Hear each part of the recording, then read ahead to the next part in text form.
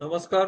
पुन्हा एकदा आपलं स्वागत आहे मंडे म्युझिक्स मध्ये. मॅनेजमेंटचे जे काही बेसिक कन्सेप्ट आहेत, आयडियाज आहेत, त्याच्याविषयी आपण मंडे म्युझिक्स मध्ये बोलतो आणि ते आपल्या व्यवसायात कशा प्रकारे आपल्याला वापरता येतील, त्याची उपयुक्तता काय आहे हे जाणून घेण्याचा प्रयत्न करतो. आजपर्यंत आपण sales process, business model, canvas अशा विविध विषयांवरती चर्चा केलेली आहे.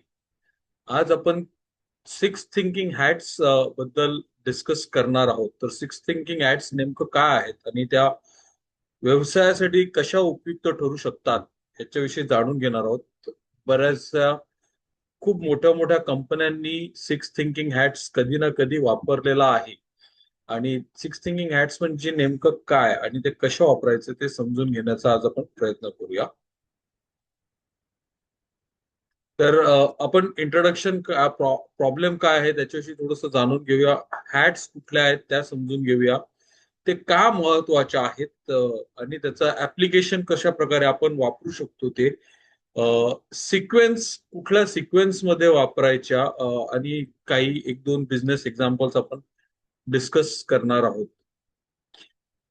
बऱ्याच वेळेला व्यवसायांना खूप मोठे कठीण निर्णय घ्यावे लागतात. आता निर्णय कुठलेही असू शकतात, जसं प्रोडक्ट लॉन्च करायचा की नाही, एखादा मर्जर किंवा ऍक्विजिशन करायचं की नाही, एखाद्या एम्प्लॉईला घ्यायचं की नाही, ले ऑफ्स करायचे की नाही, वर्क फ्रॉम होम करायचे, असे बरेचसे छोटे मोठे डिसिजन्स बिझनेसना घ्यावे लागतात.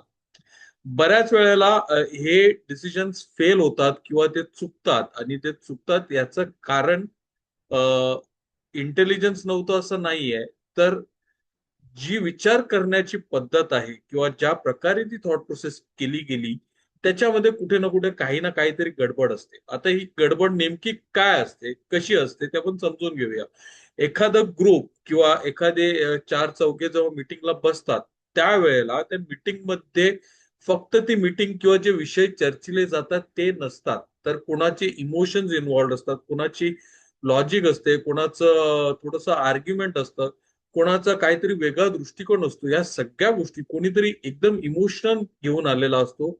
त्या मीटिंग मध्ये खूप एकदम चार्ज अप झालेलं असतं. एखाद्याला हे डिसिजन हवं असतं, एखाद्याला हे डिसिजन नको असतं, एखाद्याला वाटतं अरे आपण कशाला इथे बसलेलो आहोत. या सगळ्या माइंडसेट्स किंवा हे जे माइंडसेट्स आहेत ते सगळे त्या मीटिंग मध्ये चाललेलं असतात.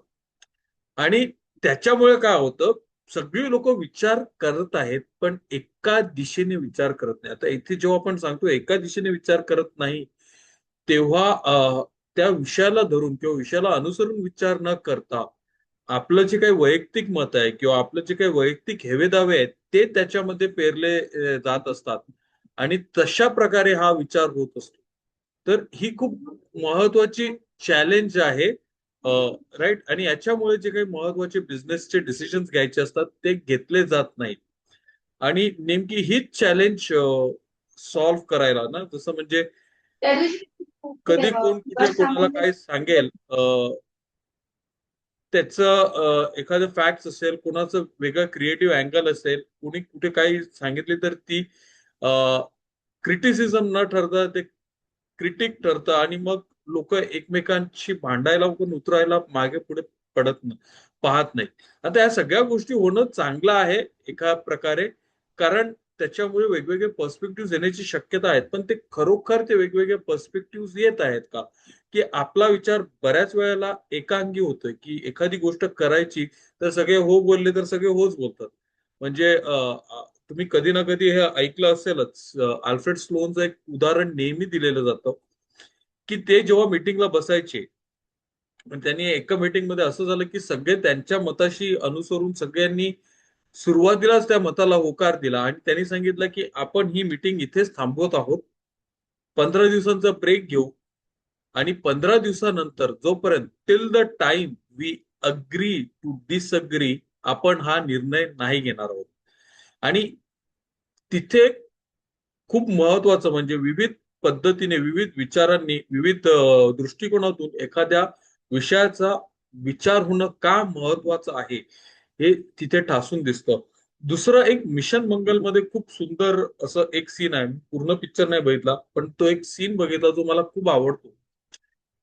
ज्या वेळेला अक्षय कुमार आणि विद्या बालनला ती संकल्पना किंवा कल्पना सुचते की आपण फ्युएल स्टॉप करून जो ऑर्बिटमध्ये रोटेट आहे, ऑर्बिटचं जी ग्रॅव्हिटी आहे त्याचा पुल आणि तो फोर्स घेऊन आपण तो रॉकेट लॉन्च करायचा आणि त्याला मार्स पर्यंत पोहोचवायचं, ते जेव्हा मांडतात तेव्हा तिथे काहीतरी वेगळे प्रश्न विचारले जातात. आणि त्यांना विचारलं जातं की हे हेवी मटेरियल जे आहे किंवा इतकं ओझं तो सॅटेलाइट कसं पृथ्वीच्या बाहेर घेऊन जाऊ शकेल, तिथपर्यंत कसं पोहोचेल.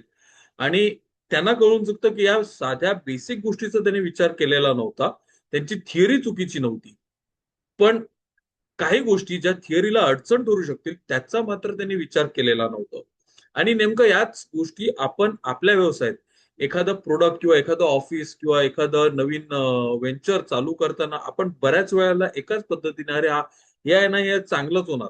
अरे पण त्याच्यामध्ये काय अडचणी येऊ शकतात, त्याच्यामध्ये कुठे चॅलेंजेस येऊ शकतात, आपण कशा प्रकारे विचार, या सगळ्या गोष्टी ज्या आहेत त्या आपल्याला उपयुक्त पडतात. आणि त्यांचा सरासर विचार करणं कसं करायचं, तर तिथे सिक्स थिंकिंग हॅट्स हे येतं. एडवर्ड डी बोनो यांचं पहिलं आणि प्रथम गाजलेलं पुस्तक आहे. त्याच्यानंतर त्यांनी बरीच पुस्तकं लिहिली. राईट. सिक्स थिंकिंग हॅट्सला आपण पॅरलल थिंकिंग असंही बोललं जातं, की समांतर विचार करणं. आणि एखाद्या निर्णयाशी घेत असताना त्याचा विविध पैलूंनी विचार करणं खूप गरजेचं आहे. आता सिक्स थिंकिंग हॅट्स कुठल्या रंगाच्या आहेत, तर निळ्या रंगाची आहे, हिरव्या रंगाची आहे, व्हाईट आहे, येलो आहे, रेड आहे आणि ब्लॅक आहे. तर ब्लू जी आहे ती प्रोसेससाठी आहे, ग्रीन आहे क्रिएटिव्हिटीसाठी आहे, व्हाईट जी आहे ती फॅक्ट साठी आहे, येलो बेनिफिट्स विषयी बोलण्यासाठी आहे, रेड ची फिलिंग्स किंवा इमोशन साठी आहे आणि ब्लॅक कॉशन किंवा रिस्क जिथे जिथे इन्व्हॉल्ड आहे त्याच्यासाठी आहे. आता या प्रत्येक हॅटचं काय प्रोसेस आहे किंवा त्याची उपयुक्तता काय आहे आणि ते वापरत असताना किंवा ती हॅट वापरत असताना आपण कशा प्रकारे विचार करायला हवा, कुठल्या गोष्टींची तसदी घ्यायला हवी, ते आता आपण जाणून घेऊया. तर महत्वाच्या काही गोष्टी आहेत हॅट्स वापरताना. जेव्हा आपण एखादी हॅट्स आता उत्तमरित्या जर वापरायचं असेल आपल्याला सिक्स थिंकिंग हॅट्स, आयडियली त्या कलरच्या हॅट्स तुम्ही ठेवू शकता किंवा त्या कलरचे बॅचेस वगैरे क्रिएट करू शकता आणि ते बॅचेस सगळ्यांना देऊ शकता, जेणेकरून तो थोडासा एन्व्हायरमेंट क्रिएट व्हायला मदत होते, थोडी गंमत पण येते लोकांना, अरे ही वेगळी हॅट वेगळी हॅट, हे करा. राईट. सो प्रत्येक हॅट जी आहे ती एका पर्टिक्युलर पद्धतीची विचार करण्याची पद्धत आहे. It represents a way of thinking. आपण ती वे ऑफ थिंकिंग कुठल्या कुठल्या ते थोडंसं हॅट्सवर आल्यावरती बोलू. आणि असा नियम आहे की ज्या प्रकारची हॅट घातलेली आहे, जसं आता व्हाईट हॅट आहे ती फॅक्ट साठी आहे, तर व्हाईट हॅट जर आपण डोक्यावर ठेवली तर आपण फक्त तेवढ्या क्षणापुरती फॅक्ट्सचाच विचार करणार आहोत, दुसऱ्या कुठल्याही गोष्टींविषयी विचार करणार नाही आहोत. त्याच्यानंतर प्रत्येक जण दी सेम हॅट डोक्यावर ठेवतो आणि सगळेजण त्यांच्या हिशेबाने जे काही गोष्टी त्यांना मांडायच्या आहेत त्या हॅटला धरून, जसं रेड इमोशनची आहे, मग इमोशनली काही गोष्टी मांडायच्या असतील तर त्या मांडू शकतात. दुसरी महत्वाची गोष्ट आहे जी मी नंतर सुद्धा सांगेल, की टाइम बाउंड असणं गरजेचं आहे सिक्स थिंकिंग हॅट्स. म्हणजे तुम्ही एक 2 ते 3 मिनिटांचा अवधी आणि त्या तेवढ्या अवधीत तुमच्या मनात जे काही येईल त्या विषयाला धरून आणि त्या हॅटच्या हिशेबाने ते तुम्हाला समोर व्यक्त करायचं आहे, मांडायचं आहे. अ, महत्वाची गोष्ट आणि खूप चांगली अशी गोष्ट, की जो माणूस नेहमीच काही ना काही खोड्या काढत असतो किंवा काही ना काही उणीधुणी काढत असतो, त्याला सुद्धा येलो हॅट जेव्हा डोक्यावर ठेवतो तेव्हा काहीतरी पॉझिटिव्ह किंवा काहीतरी बेनिफिशियल असा विचार करणं गरजेचं आहे किंवा मॅन्डेटरी आहे. त्याच वेळेला जो माणूस नेहमीच ऑप्टिमिस्टिक, अरे हे खूप चांगलं आहे, ते खूप चांगलं आहे, आपण असं करायला पाहिजे, तसं करायला पाहिजे, त्याला जेव्हा तो डोक्यावर काही टोपी ठेवतो तेव्हा त्याच्यातला धोका काय असेल, संभाव्य धोका काय असू शकतात, काय चॅलेंजेस असू शकतात, काय अडथळे आपल्या रस्त्यात येऊ शकतात, त्याचा विचार करणं भाग आहे. So this is the beauty of six thinking hats, की एक सुरीचा विचार न करता विविध अंगांनी विविध दृष्टिकोनातून विचार करायला सिक्स थिंकिंग हॅट्स आपल्याला भाग पाडतात. आता पहिली हॅट जी आहे ती आहे व्हाईट हॅट, जिथे आपण फॅक्ट्स. व्हाईट हॅट जेव्हा आपण बोलतो तेव्हा डेटा, इन्फॉर्मेशन आणि एव्हिडन्स. इथे मला असं वाटतं, तुला तसं वाटतं नाही, तर फॅक्ट्स घेऊन आपल्याला बसायचं आहे की एखाद्या आपल्या ज्या प्रोडक्टमध्ये आपण एंट्री घेतोय त्याच्यामध्ये आपले जे कॉम्पिटिटर आहेत त्यांचा मार्केट शेअर किती आहे, किंवा त्या मार्केटचं मार्केट कॅपिटलायझेशन किती आहे, त्याचं पोटेन्शियल ग्रोथ पोटेन्शियल काय आहे, या सगळ्या गोष्टी आपण जेव्हा बोलतो ते फॅक्ट्स आहेत. तिथे आपण नंबर एव्हिडन्स घेऊन बोलतो, त्या फॅक्ट्स आहेत. मग आपल्याला कुठल्या गोष्टी माहिती आहेत, कुठली इन्फॉर्मेशन आपल्याकडे नाही आहे, ती इन्फॉर्मेशन आपल्याला कधी कुठून मिळू शकते का, किंवा त्याचं काही स्रोत आहे का, या सगळ्या गोष्टींचा विचार आपण व्हाईट हॅट मध्ये करतो. इथे फक्त आणि फक्त फॅक्ट्स आणि जे इन्फॉर्मेशन गॅप, म्हणजे माझ्याकडे ही इन्फॉर्मेशन आहे, ही इन्फॉर्मेशन मिसिंग आहे, मग मी ती कशा प्रकारे मिळवू शकेन किंवा कशा प्रकारे गोळा करू शकेन, त्याच्यावरती विचार विनिमय होणं गरजेचं आहे. आणि हे नंबर्स आपल्याला काय सांगतायत, नंबर्स आपल्याला काय सांगतायत, आज एखाद्या पिक्चरचा किती व्यवसाय होतोय, किंवा एखाद्या प्रोडक्टचा किती व्यवसाय होतोय, किंवा एखाद्या वेबसाईटचा किंवा एखाद्या बिझनेसचा किती व्यवसाय होतोय, मग त्याचा अर्थ काय होतो. मग गव्हर्नमेंटने जर एखादी टॅक्स लावला किंवा त्याचे जे काही म्हणजे एखाद्या प्रोडक्ट वरती टॅक्स लावला किंवा जीएसटी मध्ये आणलं किंवा जीएसटीच्या बाहेर केलं, हे सगळ्या ज्या गोष्टी आपण बोलतो, विचाराधीन घेतो, दिस आर ऑल फॅक्ट्स. इथे नंबर, डेटा, इन्फॉर्मेशन असणं गरजेचं आहे. मी पुन्हा एकदा सांगेन, मला असं वाटतं, तुला काय वाटतं, तो तसा बोललेला, मी असं ऐकलेला, ह्या गोष्टी इथे आपल्याला अजिबात डिस्कस करायच्या नाहीये. So white hat is for facts. त्याच्यानंतर रेड हॅट, इमोशन्स. इथे आपल्याला जे काही गटफील, इथे आपण आपल्या भावना, इमोशन्स व्यक्त करू शकतो. मला असं वाटतं बऱ्याच वेळेला आपल्या मनात काहीतरी पाल चुकचुकते आणि आपल्याला जे वाटतं तेच खरं निघतं. त्या गोष्टी इथे डिस्कस करण्यासाठी खूप सुंदर जागा आहे ही, की मला असं वाटतं, माझ्या मनात ही भीती आहे, मला या प्रोडक्ट बद्दल किंवा या निर्णयाबद्दल काय वाटतं, हा निर्णय जर घेतला तर काय परिणाम आपल्या व्यवसायावर होऊ शकतो. या सगळ्या गोष्टी इथे आहेत. म्हणजे तुम्हाला राग येतोय, भीती वाटते, दडपण आहे, प्रेशर आहे, जे काही इमोशन्स आहेत तुमचे, ते इथे व्यक्त करायचे आहेत.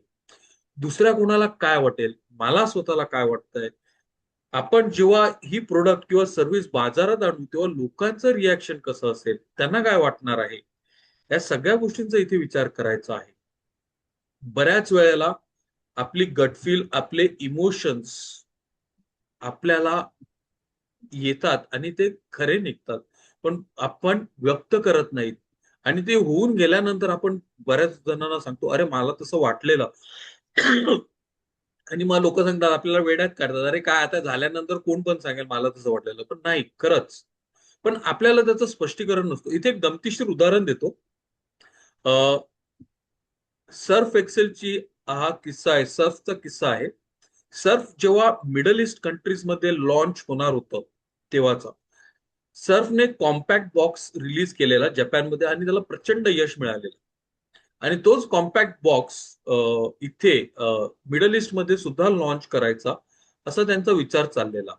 आणि Radhakrishnan, I forgot his name, Gopal Radhakrishnan मला वाटतं, त्यांनी द बॉन्साय मॅनेजर पुस्तक लिहिलेलं आहे, त्याच्यामध्ये आहे अवतार.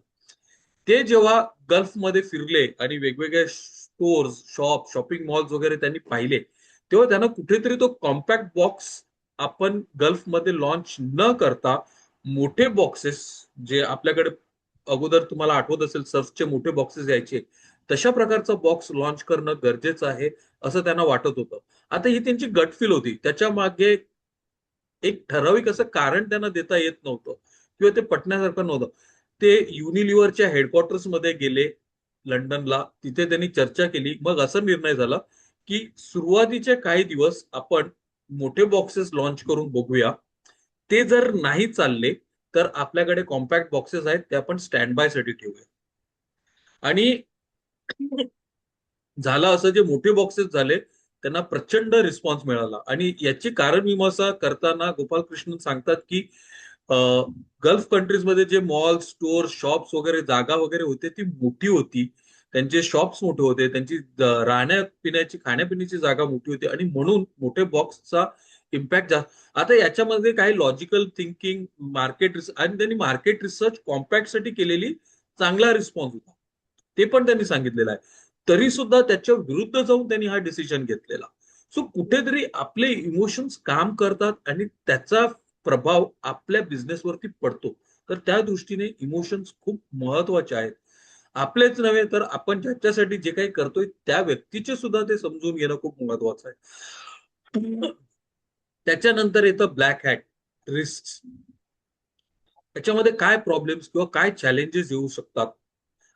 मी जसं तो सुरुवातीला मिशन मंगलचं उदाहरण दिला, जेव्हा अक्षय कुमार आणि विद्या बालन त्यांना ती आयडिया सुचते, तेव्हा त्याच्यामध्ये काय चॅलेंजेस येतील किंवा काय फ्लिपसाईड आहे, आपण कुठे कमी पडू शकू याचा ते विचार करत नाही.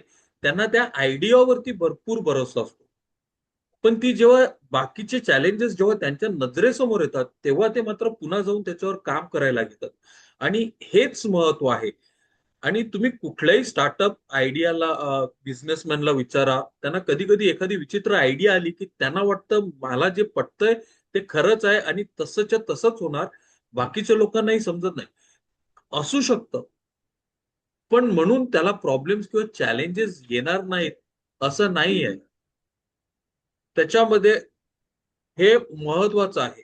सो आपण हे कॉशन, त्याची डाऊन साईड काय असेल ते समजून घेणं महत्वाचं आहे. कुठे एखादी गोष्ट चुकीची जाऊ शकते किंवा अडचण येऊ शकतो, हे चालेल किंवा नाही चालणार, ते चालायला काय काय प्रॉब्लेम्स येतात हे आपण समजून घेणं खूप महत्वाचं आहे.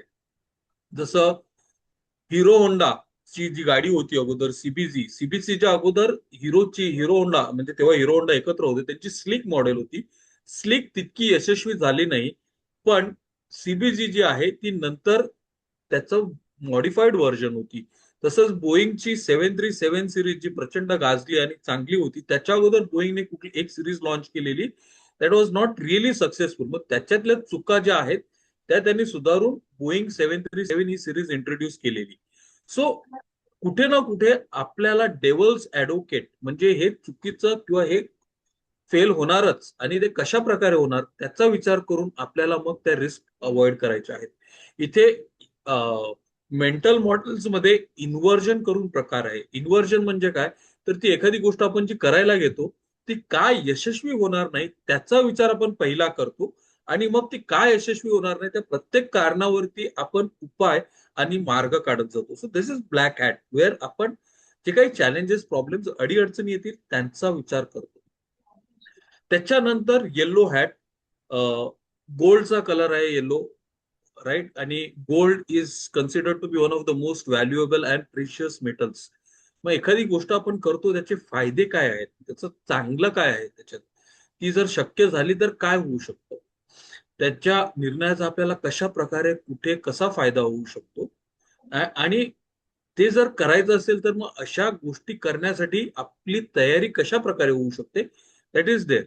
मग एखाद्या संधीमध्ये एखादी तुम्हाला संधी दिसते, त्याच्यामध्ये सोनं दिसतं का, त्याचा काय फायदा होऊ शकतो, कशा प्रकारे आपल्यासाठी उपयुक्त ठरू शकतात, हे झालं बेनिफिट्स. म्हणजे इथे आपण फक्त आपल्याला होणारे फायदे किंवा आपल्या कस्टमर्सला होणारे फायदे किंवा आपल्या प्रोडक्टद्वारे आपल्याला होणारे फायदे, आपल्या बिझनेसच्या ग्रोथसाठी होणारे फायदे, त्यांच्यावरच फोकस करायचा आहे, राईट. आणि we expect that it will work.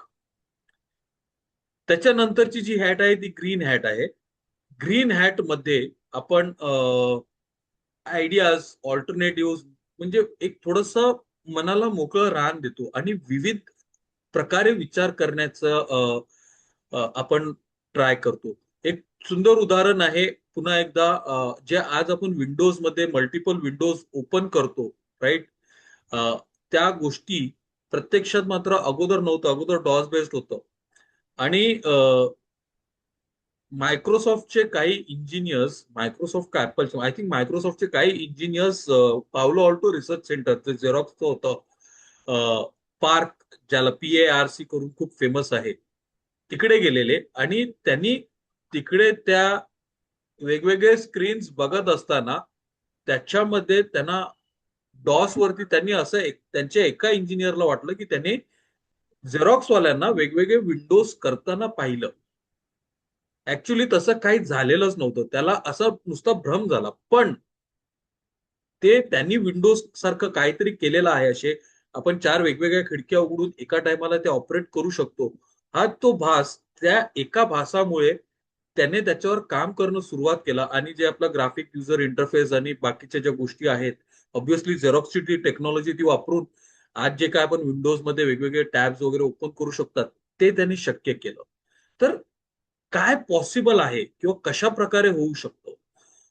आपण कुठलाही इन्व्हेन्शन घेतलं तर त्याच्या मागे एकच गोष्ट होती, हे शक्य होऊ शकतं का? सुरुवातीला लोक हसतात, वेड्यात काढतात. मात्र ती हसणारी लोक नंतर त्याच गोष्टीकडे अगदी मन लावून आणि व्यवसायाच्या दृष्टीने किंवा आपल्या फायद्याच्या दृष्टीने पाहायला लागतात. तर ते महत्वाचं आहे. अ, आणि हे अगोदर कोणी का केलं नाही, कशासाठी केलं नाही? हे जर करायचं झालं तर आपल्याला आपल्यामध्ये काय बदल करावे लागतील, आपल्या कंपनीमध्ये काय बदल करावे लागतील, याचा सर्वांगीण विचार करणं खूप महत्वाचं आहे. Basically out of the box solution, किंवा इथं सांगेल बॉक्स पण नको, काहीतरी भन्नाट, काहीतरी वेगळं, जे कधी कोणी केलंच नाही ते. कुठलीही गोष्ट घ्या, इंटरनेट घ्या, टेलिफोन घ्या, मोबाईल टेलिफोन घ्या, हे काहीतरी कोणी विचार नव्हता केला, त्याचा विचार कोणीतरी केला म्हणून आज आपण त्या गोष्टी करत आहोत. So that's there. And then last but not the least is the blue hat. आता ब्लू हॅट जी आहे ती खूप महत्वाची हॅट आहे.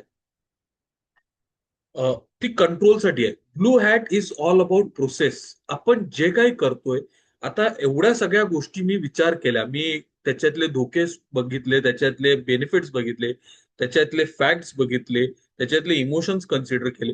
पण ह्या सगळ्या गोष्टी प्रोसेस करणं ही तितकंच महत्वाचं आहे. त्यांना एक ढाचा किंवा एक साचा देणं महत्वाचं आहे. आपण नुसतंच कुठली इमारत उभी करायची म्हणून नुसतीच उभी नाही करत ना, त्याला एक स्ट्रक्चर असणं, त्याला फाउंडेशन असणं गरजेचं आहे. आणि ते काम करतं ब्लू हॅट. की हे सगळं मी विचार केला, ठीक आहे, मग याच्या पुढची पायरी काय असेल, हे प्रत्यक्षात आणताना मला काय करावं लागेल, मी कशा प्रकारे करणार आहे, याच्यातून मला काय निष्पन्न करायचं आहे किंवा मला काय अचीव्ह करायचं आहे, या सगळ्या गोष्टींचा विचार आपण ब्लू हॅट मध्ये करतो. ब्लू हॅट आहे तो मॅनेजर आहे किंवा तो मास्तर आहे. तो ह्या सगळ्या गोष्टी एकत्र कशा येतील आणि अगदी सुसंगतरित्या एकमेकांसोबत कसं काम करतील, ते पाहण्याचं काम करतो किंवा ते करण्याचं काम करतो. Right. So blue hat is important from that perspective. आता ह्या सिक्स थिंकिंग हॅट्स का महत्वाच्या आहेत आपल्या व्यवसायासाठी? आपण चांगले निर्णय घेऊ शकतो कारण आपण विविध अंगी विचार करतो. प्रत्येक जण एका ठराविक पद्धतीने विचार करणं भाग आहे. त्याला टाइम लिमिट आपण देतो. त्या टाइम लिमिट मध्ये त्यांनी बोलणं गरजेचं आहे, म्हणून मीटिंग जे काय आहेत, डिस्कशन जे आहे ते फास्टर होऊ शकतात. थिंकिंग फोकस्ड होते. कॉन्फ्लिक्ट म्हणजे आपण वैयक्तिक हेवेदावे बाजूला ठेवून फक्त विचारांकडे आणि स्ट्रक्चर्ड विचाराने एखाद्या गोष्टीकडे पाहतो तर त्याचा बेनिफिट सुद्धा खूप छान पडतो. आणि ऑब्व्हियसली या सगळ्या गोष्टी झाल्या तर आपण ओपन माइंड ठेवतोय इनोव्हेशन साठी, किंवा जे नवीन क्रिएटिव्ह आयडियाज आहेत त्यांना एक प्लॅटफॉर्म मिळतं स्वीकारण्यासाठी. आणि त्याचं जे काही पॉझिटिव्ह निगेटिव्ह आपल्याला व्यवस्थितरित्या पडताळता येतात. आणि सगळ्यात महत्वाचं, आपण इगो मध्ये न जाता फक्त इगो सेपरेट करून थिंकिंग वरच लक्ष केंद्रित करतो. तो एक महत्वाचा बेनिफिट्स आहे. याच्या व्यतिरिक्त अजून बरेचसे बेनिफिट्स आहेत. आता कशा प्रकारे किंवा कुठे कुठे सिक्स थिंकिंग हॅट्स यूज करू शकतात तुम्ही तुमच्या कंपनीची स्ट्रॅटेजी डिसाईड करताना, लो कॉस्ट करायची किंवा डिजिटल ट्रान्सफॉर्मेशन करायचा किंवा कुठला नवीन प्रोडक्ट व्यवसाय लॉन्च करायचा, मर्जर्स ऍक्विजिशन, या सगळ्या गोष्टींसाठी करू शकता तुम्ही. तुमच्या सेल्स प्लॅनिंगसाठी करू शकता. Problem solving six thinking hats आहे किंवा डिझाईन थिंकिंग आहे, त्याच्याबरोबर कॉम्बिनेशन मध्ये सुद्धा तुम्ही युज करू शकता. टीम्स मध्ये कॉन्फ्लिक्ट आहे, तुमच्या टीम मध्ये एकमेकांचं प्रत्येकाबरोबर पटत नसेल किंवा कुठे काही चॅलेंजेस असतील ते करू शकता. प्रोसेस इम्प्रुव्हमेंटसाठी करू शकता. जे बिझनेस प्रोसेस रिइंजिनिअरिंग आहे किंवा एखादं सिस्टम किंवा एखादी प्रोसेस तुम्हाला पुन्हा नव्याने चालू करायची असेल, स्टार्टिंग फ्रॉम द स्क्रॅच, तर अशा वेगवेगळ्या गरजांसाठी, वेगवेगळ्या कारणांसाठी तुमच्या व्यवसायाशी निगडीत प्रत्येक गोष्टीसाठी तुम्ही हे यूज करू शकता. आता ह्या हॅट्स चांगल्या प्रकारे वापरायच्या किंवा इफेक्टिव्हली वापरायच्या तर काय करणं गरजेचं आहे? आता मी इथे काही थोडे मोजके मुद्दे दिलेले आहेत. तुम्ही जर डेप्थ मध्ये गेलात तर बऱ्याच लोकांनी वेगवेगळ्या पद्धतीने सांगितलेले आहे. वेगवेगळ्या हॅटसाठी वेगवेगळे सिक्वेन्स दिलेले आहेत, ते मी इथे कव्हर नाही केलेत. पण तुम्ही वेगवेगळे जर जे काही लोकांनी सिक्स थिंकिंग हॅट्स विषयी लिहिलंय किंवा वापरलेलं आहे, सगळ्यांचं एक मत आहे की ब्लू हॅट जी आहे ती सुरुवातीला अजेंडा सेट करण्यासाठी आणि तो सेट अजेंडा बरोबर पाळला गेलाय की नाही ते पाहण्यासाठी, ते कन्क्लूड करण्यासाठी एंडला. So blue hat has to be used at the start and the end for concluding and summarising. एका वेळेला एकच हॅट वापरायची आहे. तुम्ही सांगणार की नाही आम्ही एकाच टायमाला वेगवेगळ्या हॅट्स वापरू, तर नाही. तुम्हाला जो इम्पॅक्ट पाहिजे किंवा जो रिझल्ट पाहिजे तो नाही आहे. लक्षात ठेवा, एक महत्वाचं जे रिझन आहे, that is using or everybody thinking in the same direction. भले विचार भिन्न असतील, पण ती दिशा एक आहे. त्याच्याकडे पाहण्याचा दृष्टिकोन वेगळा असू शकतो. So one hat at a time use करायची आहे. प्रत्येक व्यक्ती म्हणजे तुमची जी टीम आहे 8 लोकांची, 10 लोकांची, आयडियली 8 ते 10 लोकांचा जो ग्रुप आहे तो खूप सुंदररित्या सिक्स थिंकिंग हॅटसाठी काम करतो. प्रत्येकाला बोलायला संधी द्यायची. टाइम बॉक्स इच हॅट, टाइम बॉक्स म्हणजे एक ठराविक वेळ द्यायची आहे आणि त्या ठराविक वेळेमध्येच त्या व्यक्तीला त्याचं जे काही बोलणं आहे ते मांडायचं आहे.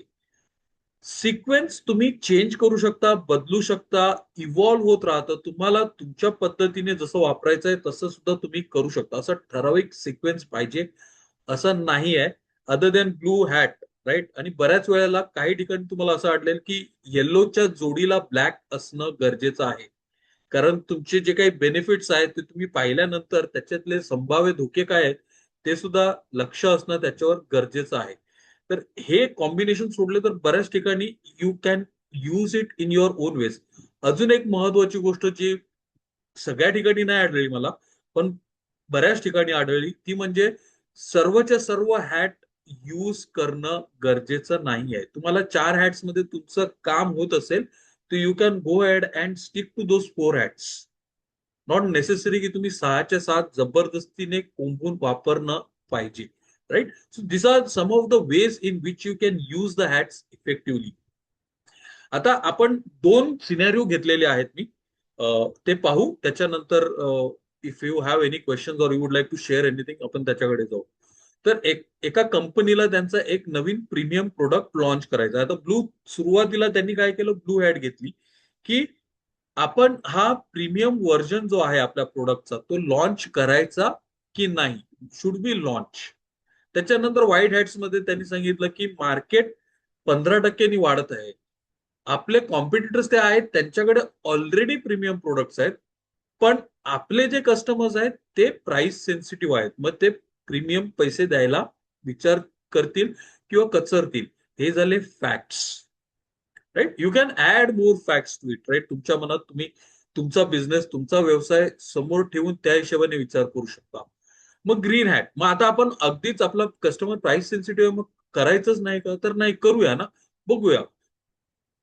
Launch in metro cities. आता मेट्रो सिटीज मध्ये सगळ्याच मेट्रो सिटीज मध्ये करणं गरजेचं आहे का, तर नाही, 1 किंवा 2 मध्ये करू शकतो.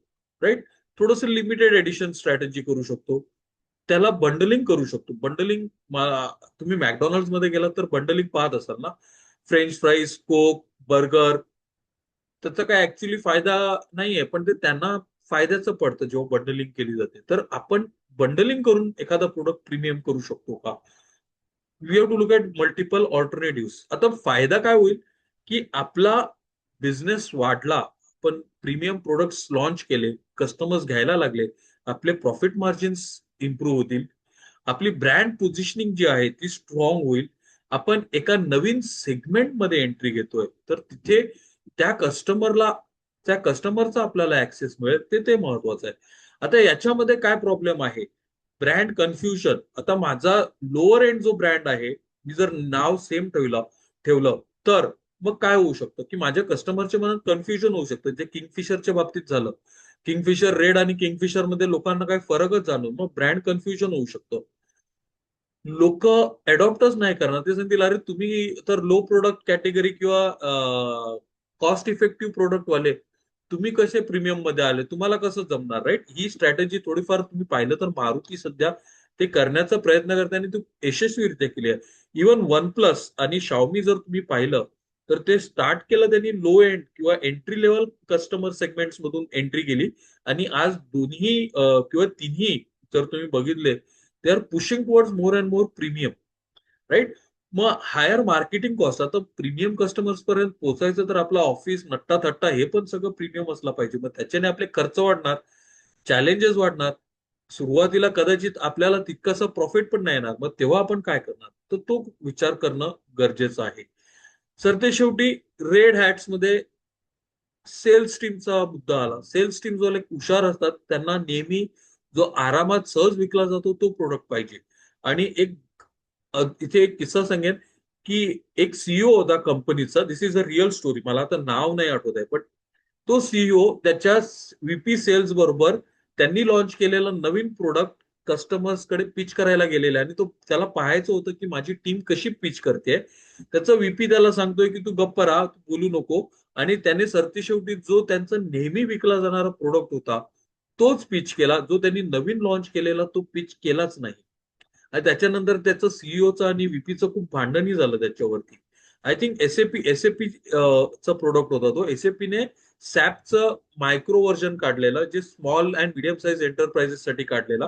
पण त्यांच्या सेल्स टीमने तो विकलाच नाही त्या छोट्या कंपन्यांना. ते मोठ्या प्रोडक्टच विकायचे कारण रेव्हेन्यू आणि प्रीमियम त्यांचं चांगलं होतं. राईट. सो लिडरशिप खूप एक उत्साहित आहे, पण सेल्स टीम नाही आहे. कस्टमर्स प्राइसिंग बघून थोडंफार घाबरतील किंवा विचार करतील, अरे घेऊ नको घेऊ. दिस could be the challenges. Sir ते शेवटी ब्लू हॅट जसं सांगितलं आता, राईट. 2 सिटीज मध्ये हे करा, प्राइसिंग स्ट्रॅटेजी ट्रेस करू आणि 90 दिवसानंतर आपण ते कितपत शक्य होतंय नाही होतंय त्याचा आपण विचार करू. This is the way in which you could use the 6 thinking hats. अजून एक एक्झाम्पल त्याच्यानंतर, राईट. आता हे रिमोट वर्क भरपूर कोविडमध्ये चाललेलं. बऱ्याच कंपन्यांनी सांगितलं की 50%, 75% of the workforce will work from remote. आम्ही पुन्हा ऑफिसमध्ये त्यांना बोलवणारच नाही. आणि आज जर तुम्ही पाहिलं तर त्याच्या अगदी उलट चाललेलं आहे. ऑलमोस्ट प्रत्येक कंपनीने ज्या कोणी हे केलेलं त्यांनी एकतर 50% किंवा 70% ऑफिस आणि 30% वर्क फ्रॉम होम, किंवा 50% ऑफिस आणि 50% वर्क फ्रॉम होम असं केलेलं आहे. वेगवेगळी कारणं आहेत, राईट, त्याच्यामध्ये. पण आता जेव्हा हे लोक जमतील तेव्हा त्यांचा जो ब्लू हॅट मध्ये ते सांगतील की आपल्याला डिसाईड करायचं आहे की आपल्याला वर्क फ्रॉम होमला जायचं आहे, रिमोट वर्क करायचं आहे किंवा नाही करायचं आहे, राईट. रिमोट मॉडेलवर काम करायचं आहे नाही करायचं आहे. आता फॅक्ट्स काय आहेत, तर ऑफिस रेंट आहे $15 per month. 70% of the employees live 45 minutes away. Productivity जेव्हा त्यांनी पायलट रन केलेला तेव्हा 12% प्रोडक्टिव्हिटी वाढलेली आहे, चांगली गोष्ट आहे. But this are all facts, right. त्याच्यानंतर बेनिफिट्स त्यांनी सांगितलं. ओव्हरहेड कॉस्ट वाचलेले आहेत. आज घडीला तुम्ही बीकेसी किंवा नरिमन पॉइंट वगैरे त्या एरिया मधल्या लोअर पर्यंत एका स्क्वेअर फीटचं 1 लाख 2 लाख रुपये रेंट आहे. तर तुम्ही विचार करा किती पैसे वाचू शकतात कंपन्यांचे. आणि 2 लाख रुपये पर स्क्वेअर फीट एका महिन्याचे वर्षाचे 24 लाख रुपये होतात. So you can just imagine, right. कदाचित आपण लोकल टॅलेंट हायर करू शकतो. एम्प्लॉई रिटेन्शन थोडंसं जास्त वाढेल. थोडंसं वेगवेगळे पद्धत विचार करतायत. आता हे झालं तर कंपनीचा जो काही कल्चर आहे, कंपनीची जी काही आयडेंटिटी आहे ती प्रॉब्लेम होऊ शकते. जे नवीन मेंबर्स येत आहेत त्यांना मेंटॉर करायला कोण भेटणार नाही. घरी कदाचित एखाद्याचं सिस्टम हॅक झालं तर त्याच्यामध्ये काय प्रॉब्लेम्स किंवा चॅलेंजेस येऊ शकतात त्याचा त्यांनी विचार करण्याचा प्रयत्न केलेला आहे. अ, दुसरा एक त्यांनी सोल्युशन काढलेला हब अँड स्पोक मॉडेल. म्हणजे तुम्ही सायकलचे जे व्हील्स आहेत ते बघितले असतील, तर एक हब राहील, त्याच्या भोवती छोटे मोठे जे काही वर्क फ्रॉम होम आहेत ते करतील. म्हणजे त्यांना ऑफिसमध्ये यायला जायला त्रास होणार नाही, तो तसा विचार करता येईल.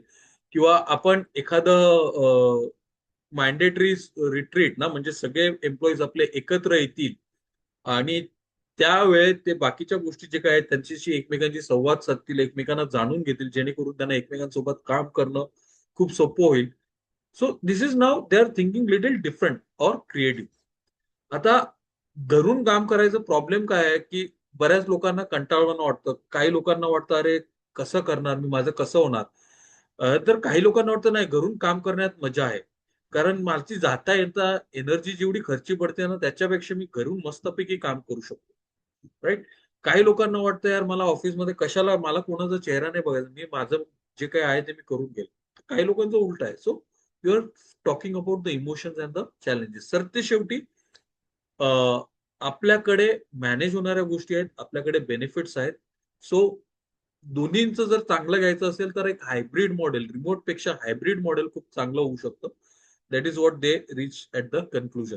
तर सांगताना एवढंच सांगायचं की एखादी मीटिंग किंवा एखाद्या गोष्टीवर निर्णय घेताना तुम्हाला चांगली लोक असून फायद्याचं नाहीये. तर त्या चांगल्या लोकांनी चांगलं विचार सुद्धा करणं खूप महत्वाचं आहे. आणि कुठलाही डिसिजन घेताना तुम्ही जर अडला असाल तर तुम्ही ते चांगल्या विचार किंवा एक स्ट्रक्चर्ड विचार पद्धतीने कशा प्रकारे तो सॉल्व्ह करू शकतात त्याचा विचार करणं गरजेचं आहे. इमोशन्स मध्ये किंवा भावनेच्या भरात किंवा एकमेकांची उणीधुणी किंवा इगोच्या भरात न जाता त्यांना दूर ठेवून एक ठराविक पद्धतीने कसा विचार करता येईल त्याचा विचार करणं खूप गरजेचं आहे. Right. So I stop the presentation. Anybody would want to share or ask, please feel free. तुम्हाला काही जर सांगायचं असेल किंवा शेअर करायचं असेल तर किंवा काही विचारायचं असेल तर please. Six thinking hats Edward De बोनोचं पुस्तक आहे. काही लोकांना तो किचकट वाटतो वाचायला, but if you read it, it is a beautiful book, easy to understand. आजकाल चॅट जीपीटी आहे, AI आहे, तुम्ही त्याच्यामध्ये टाकून तो बुक सिम्प्लिफाय करून द्यायला आणि वापरायला खूप सोपं. तुमच्यासाठी तो नोट्स काढून तुम्ही तुमच्या व्यवसायासाठी कशा प्रकारे वापरू शकतात ते सुद्धा तुम्हाला तो दाखवून देईल. So that is not a challenge anymore. Yes, anybody would like to add or share, please feel free. नाहीतर मग आपण इथेच थांबू.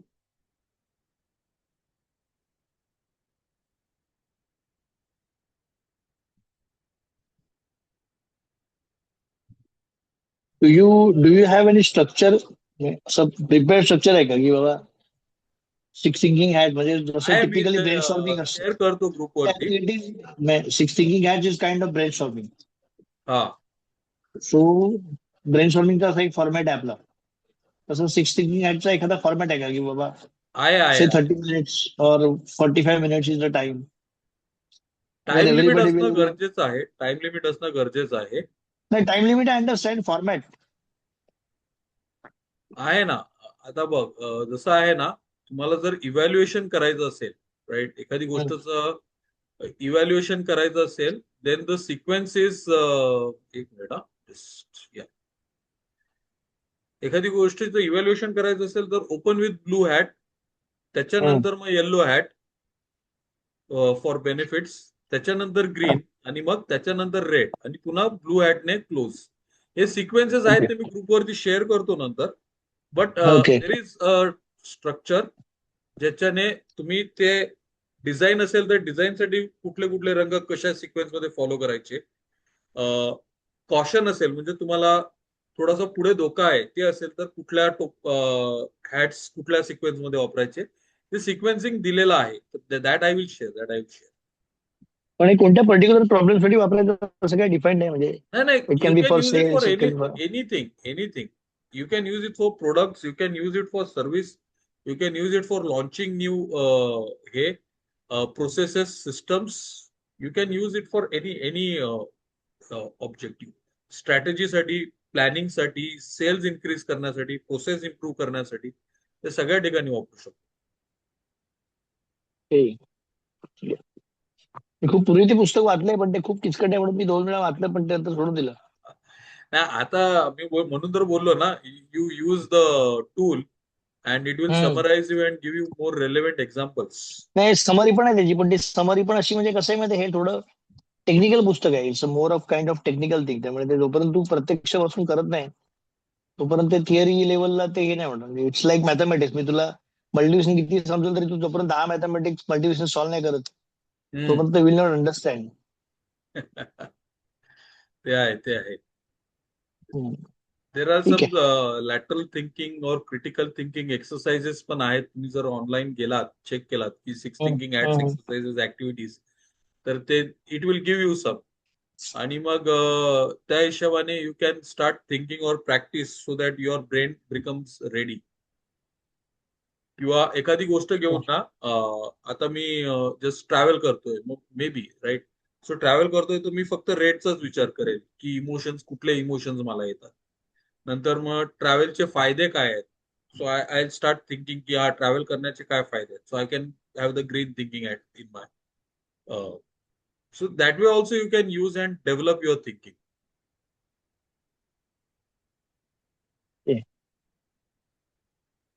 ठीक आहे, done, thanks. Thanks. Okay. So thank you for joining. अजून कोणाला काही प्रश्न नसतील तर थँक्यू फॉर जॉईनिंग. आपण नेक्स्ट मंडेला भेटूया पुन्हा एकदा एका नवीन टॉपिकसह. Good night.